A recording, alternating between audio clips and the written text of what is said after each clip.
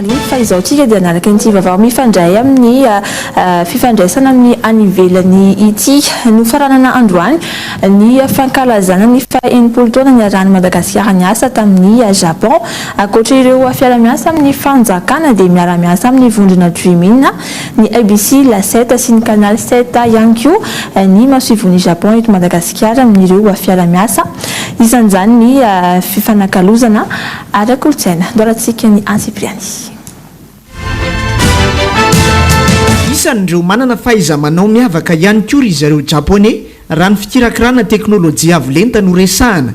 Isy fiaraha-miasa tao amin'izy ireo amin'izay sehatra izay efa mandeha ny fifampiresahana hoy ny fanazavan'ny ministeran'ny postra sy ny ahitao arakajy mirindra ary ny fampiroboroboana ny nomerika izay nanatrika ity lanonana ity androany.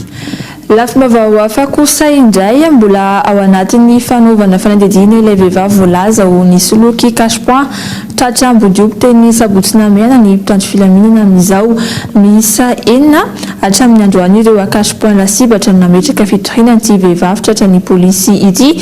Fantaniana mbola akamantatra amin'izao ny fomba ahafahan'ireo mpisoloky mandefa afatra tahaka ireny tena izy ireny mihitsy rehefa maka vola eny amin'ny cache-point lasibatra izy ireo. Naneo ny mety ho petrakevitra momba izany ny teknisiana tafarisaka tamin'ny mpanao gazety androany. Efa misy komity atsangana nanao fanadihadiana mahakasika ny aratra sy ny fisolokiana mandeha amin'ireny opérateur ireny kosa hoy ny ministry ny poste sy ny fifandraisan-davitra ary ny ahitao arakajy mirindra ary ny anjanjiantsosy anjara mananjoely latrany.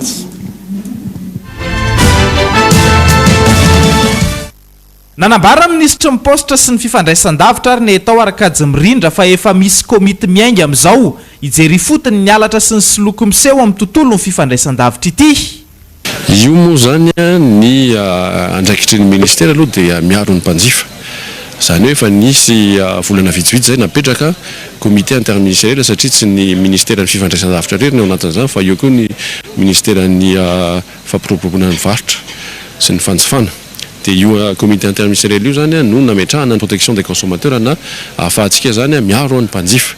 Dia ao anatin'io zany no ahafahana mametraka ny mampiatra ny lalàna momba an'izany ary misy koa moa zany eto anivon'ny ministera izay raha tsamagaika ny ARTEC ny régulateur ny opérateur de télécommunication izay mandray ihany koa ny fitarainana rehetra raha resaka ohatrany hoe abus na resaka spam na zavatra ohatran'izany izay manome an'izany isam-bolana isaky ny farany volana any amin'ny mpisehatra amin'ny fifandraisan-davitra fa efa napetraka mihitsy ary zany vao paikady vao napetraka tamin'ny volana vitsivitsy zay ahafahana manao an'io resaka na io zany spam na io zany resaka olona mpisoloky sy ny sisa sy ny sisa. Tsy ivona fa efa misy teratany karana iray ny soloky teny amin'ny 67 hektara efa nahiditra ponja mitovy hatrany ny fomba ataon'ireo voalaza fa ho mpisoloky ireo.